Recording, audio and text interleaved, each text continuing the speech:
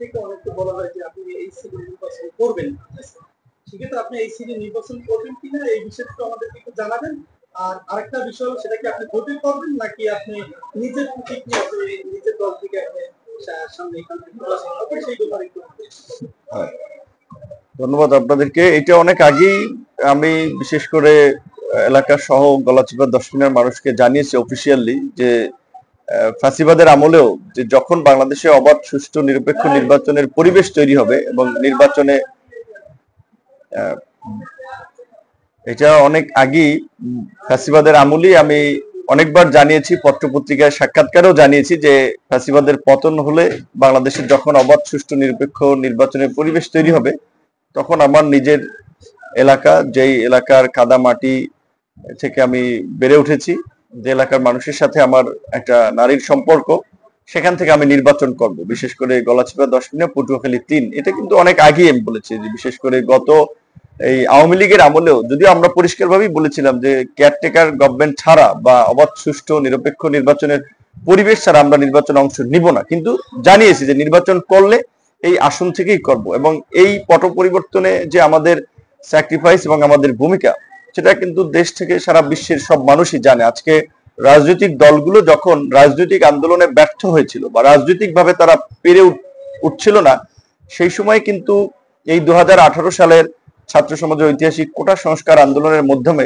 তরুণদেরকে বিপ্লবী করে তোলা এবং তরুণদেরকে অন্যায়ের বিরুদ্ধে আসলে প্রতিবাদী হিসেবে গড়ে তোলা, এবং 2018 সালের এই কোটা সংস্কার আন্দোলন পরবর্তীতে 28 বছর পরে ঢাকা বিশ্ববিদ্যালয়ের ডাকসু নির্বাচন এবং পরবর্তীতে ধারাবাহিকভাবে কিন্তু আমরা ফ্যাসিবাদের বিরুদ্ধে, আওয়ামী দুঃশাসনের বিরুদ্ধে এবং মানুষের ভোটের অধিকার, মানবাধিকার, গণতন্ত্র এবং জনগণের যে সমস্যাগুলো, বিশেষ করে দ্রব্যমূল্যের ঊর্ধ্বগতি থেকে শুরু করে স্বাস্থ্য চিকিৎসা বিভিন্ন ক্ষেত্রে যে জনগণ একটা দুর্ভোগের শিকার হচ্ছিল, সেগুলো নিয়ে আমরা প্রতিবাদ করে আসছিলাম।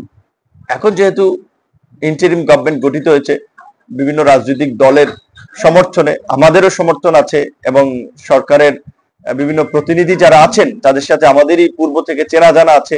তাদের দায়িত্ব হচ্ছে এখন এই ফ্যাসিবাদী ব্যবস্থার সাথে যারা জড়িত ছিল তাদেরকে বিচারের মুখোমুখি করে যেভাবে এই রাষ্ট্র একটা ফ্যাসিবাদী কাঠামো, একটা স্বৈরতান্ত্রিক কাঠামোতে পরিণত হয়েছিল, সেটা একটা পরিবর্তন করতে রাজনৈতিক এবং রাষ্ট্র ব্যবস্থার কিছু মৌলিক সংস্কার, তারপরে একটা নির্বাচন অনুষ্ঠিত হবে।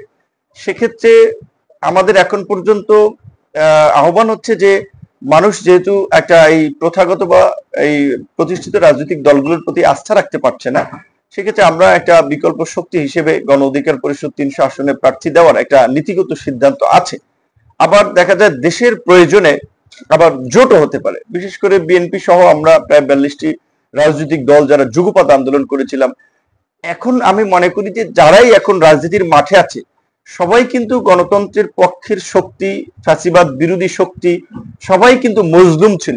সুতরাং সবাই যদি মিলেমিশে আগামীতে একটা সরকার গঠন করতে পারে, সেটা কিন্তু দেশের জন্য ভালো হবে, সমাজের জন্য ভালো হবে। সেই জায়গা থেকে রাজনৈতিক মহল থেকে আলাপ আলোচনা চলছে যে আগামী নির্বাচনে যেন সব দলের প্রতিনিধি যেন জাতীয় সংসদে থাকতে পারে। সেক্ষেত্রে বিভিন্ন রাজনৈতিক দল, ধরেন এইখানে আমরা গণ অধিকার পরিষদের প্রার্থী থাকলে অন্য দল প্রার্থী দেবে না, আবার অন্য জায়গায় অন্য দলের প্রার্থী থাকবে, গণ অধিকার প্রার্থী দেবে না।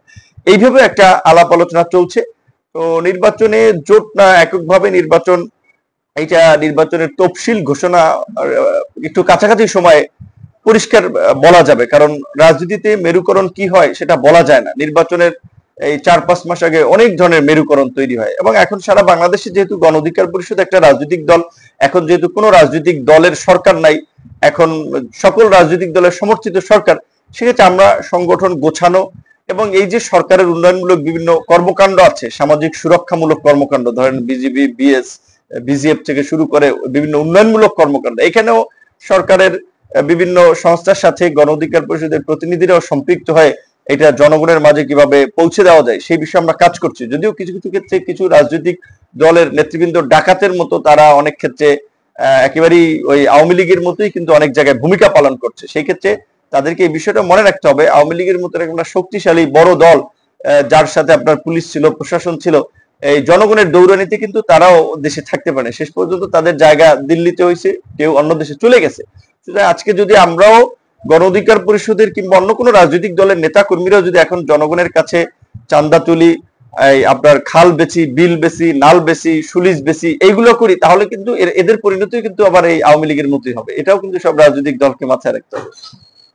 আরেকটা বিষয়, প্রধান উপদেষ্টা যে একটা বক্তব্য যে জাতীয় উদ্দেশ্যে যে ভাষণ দিয়েছিলেন, সেখানে বলেছিলেন যে আপনার এপ্রিলের মাঝামাঝি সময় যে নির্বাচন হবে, সেই সে আপনারা কি সন্তুষ্ট কিনা? আমাদের মনে হয় যে বিশেষ করে নতুন বছরে অর্থাৎ জানুয়ারির মধ্যে নির্বাচনটা হলে ভালো হতো। কারণ হচ্ছে এই এপ্রিলে যে নির্বাচনের কথা বলা হয়েছে, এখানে তো এপ্রিলের, মার্চের, ফেব্রুয়ারির আপনার মধ্য সময় থেকে আপনার রোজা থাকবে মার্চের মধ্য সময় পর্যন্ত। তারপরে আবার ঈদ চলে আসবে, তারপরে আবার এইচএসসির একটা পাবলিক পরীক্ষা আছে। তো এই সময়টা নির্বাচনের জন্য উপযুক্ত সময় না। বিএনপি সহ গণ অধিকার বিভিন্ন রাজনৈতিক দল, বলা চলে আপনার 90 থেকে 95% রাজনৈতিক দলই প্রধান উপদেষ্টার সাথে যখন সংলাপ হয়েছে, জাতীয় ঐক্যমত্যের সংলাপ হয়েছে, বারবার আমরা বলেছিলাম যে ডিসেম্বরের মধ্যে নির্বাচনটা হলে ভালো হবে। কারণ হচ্ছে একটা অনির্বাচিত বা এই ধরনের একটা ঝুলন্ত সরকার থাকলে দেশের অর্থনৈতিক কর্মকাণ্ড বেগবান হয় না, বিদেশি বিনিয়োগ আসে না, নতুন করে কলকারখানা প্রতিষ্ঠিত হয় না, ব্যবসা বাণিজ্যের গতি আসে না। কারণ কি, এই সরকার কতদিন থাকবে সেটা অনেকে জানে না। ধরেন একজন একটা বাইরের একটা বড় কোম্পানি এই দেশে একটা মিল ফ্যাক্টরি স্থাপন করবে, তাহলে এটা 3 থেকে 5 বছর একটা প্রজেক্ট।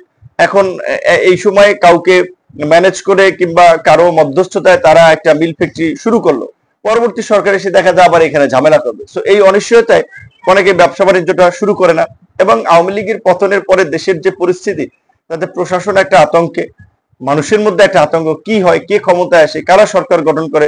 প্রশাসন চিন্তা করছে যে ধরেন বিভিন্ন রাজনৈতিক দলের বিরুদ্ধে একটা শক্ত পদক্ষেপ নিতে গেলে তাদের বিরুদ্ধে নানান ধরনের প্রোপাগান্ডা ছড়ানো হচ্ছে যে তারা ফ্যাসিবাদের দোষর।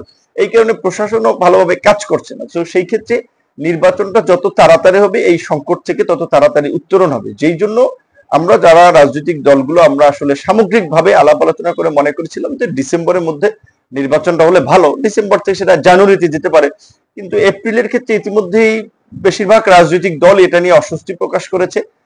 সেই ক্ষেত্রে আমরা ঢাকায় ঈদের পরে আমাদের দলের নেতৃবৃন্দের সাথে বসে আলাপ আলোচনা করে, বিভিন্ন রাজনৈতিক দলগুলোর সাথে আলাপ আলোচনা করে আমাদের একটা পজিশন ঠিক করা হবে যে আমরা কোন সময় নির্বাচনটা চাই। এবং আমার মনে হয় রাজনৈতিক দল যেই সময় নির্বাচন চাবে, সরকার সেটাকে এড়াতে পারবে না। কারণ এই সরকারের তো কোনো রাজনৈতিক দল নাই, এই সরকারের শক্তি সমর্থন সব রাজনৈতিক দল, সব রাজনৈতিক দল সমর্থন দিয়েছে বিধেই তারা মোটামুটি ক্ষমতায় থেকে রাষ্ট্র পরিচালনা করতে পারছে। সুতরাং তারা যদি ডিসেম্বরে নির্বাচন চায়, তাহলে সরকারের তো স্কিপ করার সুযোগ নেই।